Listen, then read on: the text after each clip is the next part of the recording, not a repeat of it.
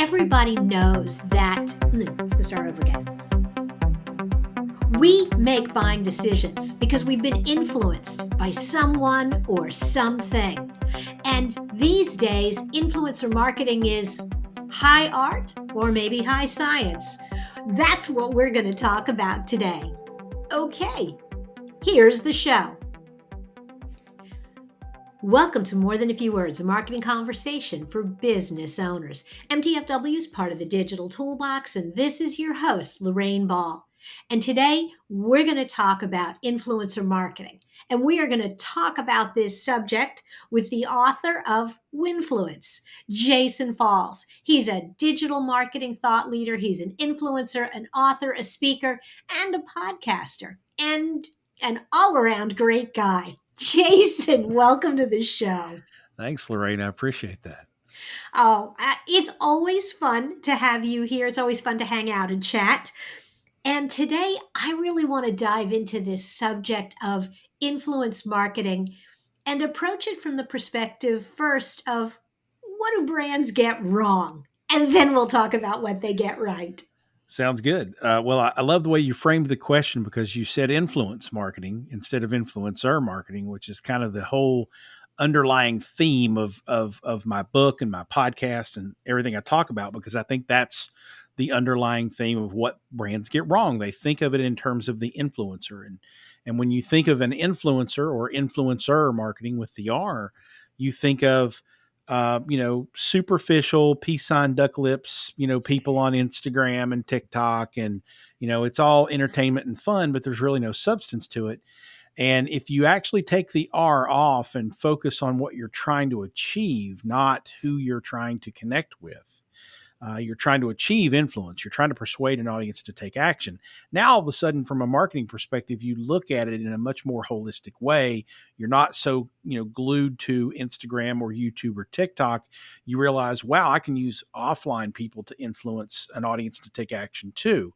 And that's kind of where I, sort of come from in my influence marketing strategy is we're trying to influence the audience, and we can do it in a lot of different ways.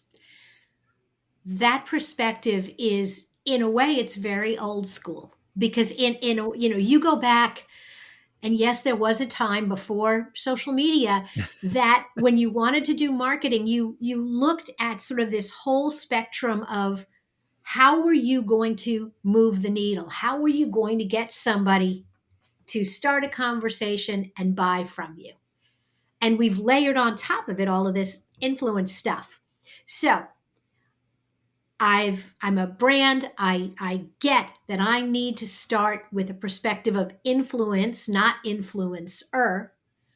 What's my next step? I want to influence people to buy from me. Well, your next step then, once you understand what your goal is, to influence people to buy from you, so that's your goal.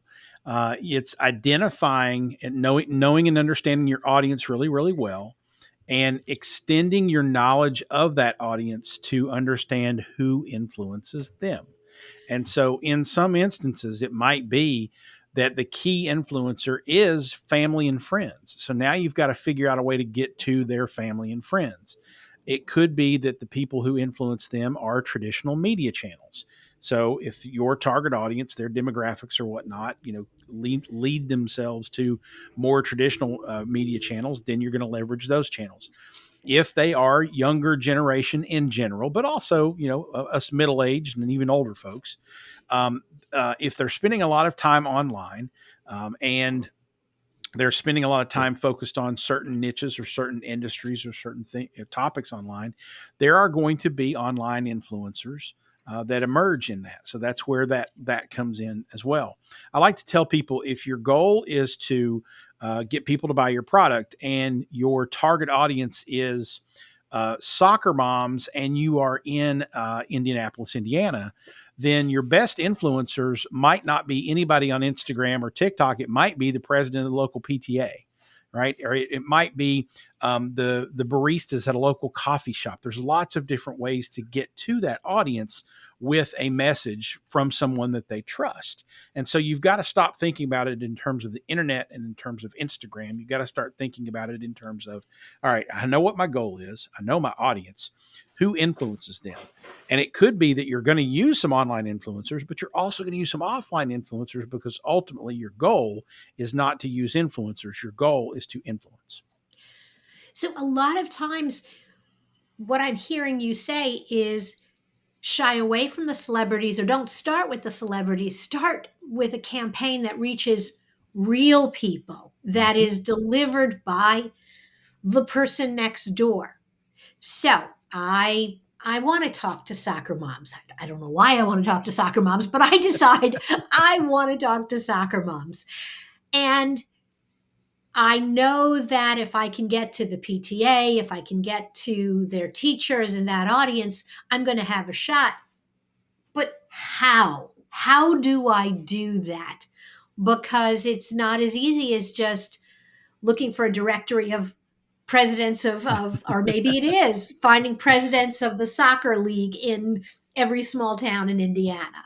Yeah, that's true. But at the same time, you actually touched on it there. If the presidents of the soccer leagues, if you can develop something for them, some value exchange where they get funding or they get assets or they get content or something like that, that makes them, sort of appreciate and partner with your brand. And in exchange, you ask them, okay, we need your help communicating to the parents in your soccer leagues about this new program or this new training, method, or these new sneakers or whatever it is. And so that might actually be the way to go about it. There's a really good word of mouth marketing case study that was executed actually in the state of Ohio by a company called Fizz, which is a really good word of mouth agency. And they were basically hired by the local dairy board in Ohio to drive and do something to create word of mouth and influence around drinking milk, because the dairy farmers wanted to keep selling more milk. And so a long story short, they identified the need for communicating the benefit of drinking milk beyond your adolescent years. And so drinking milk as a teenager on into adulthood. And it just so happens that chocolate milk has some regenerative values after workouts. And so they identified their target influencers with this campaign to be high school football and basketball coaches. And so they basically took a message through the Coaches Association and using some professional and college athletes to go into schools and talk about working out and how you recover from workouts and things like that. And chocolate milk was kind of the delivery mechanism that they recommended. And I think sales increased like 400 and some odd percent in the following couple of years. So again, it's really about identifying who are those people who are ultimately going to be able to talk to your audience and finding a way to partner with and value exchange with them. So, to do this right, what I'm hearing you say is you really have to work back the chain. No, number one, you got to know who your customer is. You got to know what's important to them. You got to know who influences them. And then you have to know what's important to that person. And in many instances, depending on the complexity of your product, this could be a multi step process. And if you're serious about it, it sounds like you might need a little help. Yeah. Yeah. There's lots of steps in there that you have to take. And it's certainly based on your resources of either, fiscal resources or human resources, you may need some help.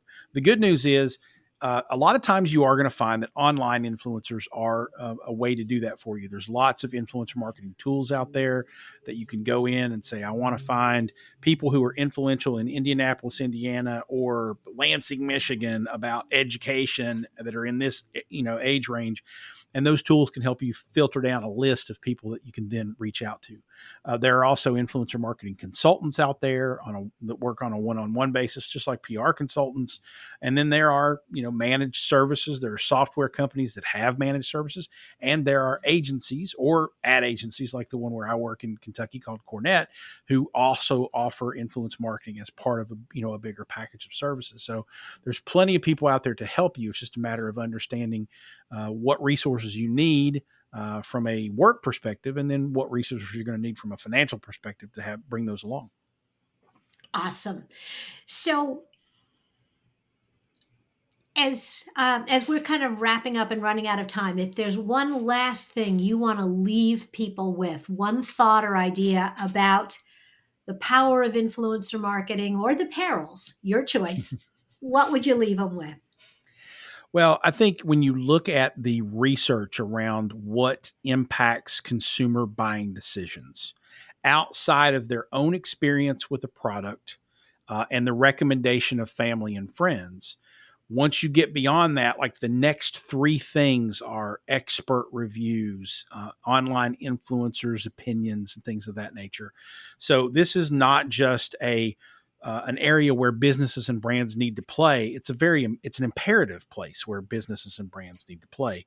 And when you really think about it, because we're not talking about something new, as you mentioned earlier, we're talking about this has been around for a long time. We've all been doing it in different ways. It's just a matter of framing it in today's marketplace where we've got such a fractured landscape of information flying at people. The signal from the noise these days is more often not a media outlet. It's not a company. It's normally an individual influential person online, someone who has built up trust in their audience because they create great content. So identifying those people for your audience and your brand, and then partnering with them, I would recommend over a long term, 6, 12, 18, 24 months to collaborate, develop content together, and really partner with them to help you create good creative that they can use on their channels, but that also you can use on your channels. Now you're starting to look at it more strategically. Awesome. Jason, this was great. Thank you so much. Thank you. I love being able to sit and talk with you, and thank you so much for spreading the good word. Awesome. Well, we're going to have links both to jasonfalls.com where they can read your blog posts. And I really want to encourage anyone who's listening, if you think influencer marketing, or I'm sorry, if you think influence marketing is something that you need to explore, you really need to subscribe to the Winfluence podcast to learn more. Thanks again, Jason. Thank you. If you've enjoyed today's conversation, if you'd like to find other resources for your business, be sure to check out digitaltoolbox.club. Look for MTFW wherever you listen to podcasts. This has been another episode of More Than a Few Words. Thanks for listening.